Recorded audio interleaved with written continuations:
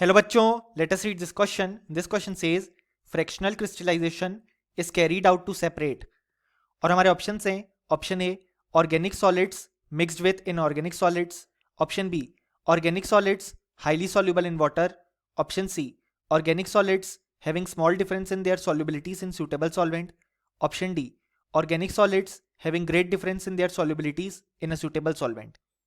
सो इस क्वेश्चन में कहा गया है फ्रैक्शनल क्रिस्टलाइजेशन हमारे पास किस मिक्सचर को सेपरेट करने के लिए कैरी आउट किया जाता है। सो इस क्वेश्चन को सॉल्व करने के लिए जो की कॉन्सेप्ट रिक्वायर्ड है वो है कॉन्सेप्ट ऑफ फ्रैक्शनल क्रिस्टलाइजेशन। अब यहाँ पे हमारे पास जो फ्रैक्शनल क्रिस्टलाइजेशन है वो हमारे पास डिपेंड होता है on the difference in solubility of the two substances in a particular solvent। यानी कि बेसिकली किसी भी सॉल्वेंट में हमारे पास जो सब्सटेंसेस प्रेजेंट हैं जिन्हें हमें सेपरेट करना है उनकी डिफरेंस इन सॉल्युबिलिटी के बेसिस पे हम फ्रैक्शनल क्रिस्टलाइजेशन का प्रोसेस करते हैं। यानी कि बेसिकली हमारे पास ये फ्रैक्शनल क्रिस्टलाइजेशन किया जाता है to separate organic solids having small difference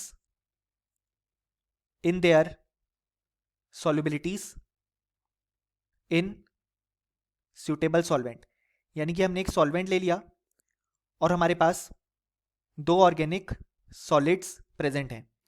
अब उनमें से जो हमारे पास ज़्यादा सॉल्यूबल होगा वो सॉल्यूशन में चला जाएगा एंड जो हमारे पास लेस सॉल्यूबल होगा वो हमारे पास क्रिस्टलाइज आउट हो जाएगा। और इसी तरीके से हम इनऑर्गेनिक सॉलिड्स को सेपरेट करते हैं और फ्रैक्शनल क्रिस्टलाइजेशन यूज किया जाता है ऐसे ऑर्गेनिक सॉलिड्स के लिए जिनकी सॉल्युबिलिटीज जो है एक पर्टिकुलर सॉल्वेंट में उनमें डिफरेंस हमारे पास यहाँ पे कंपैरेटिवली कम है। और होता क्या है कि जो यहाँ पे मोर सॉल्यूबल पार्ट है वो सॉल्यूशन में रहेगा और less soluble part crystallise out हो जाएगा। सो अगर हम देखें तो जो करेक्ट आंसर है वो है option C, that is organic solids having small difference in their solubilities in suitable solvent. और option A, B and D incorrect हो जाएंगे। और फाइनली हम बोल सकते हैं कि इस क्वेश्चन के लिए जो करेक्ट आंसर आया वो आया option C. Hope you understood it well. Best of luck.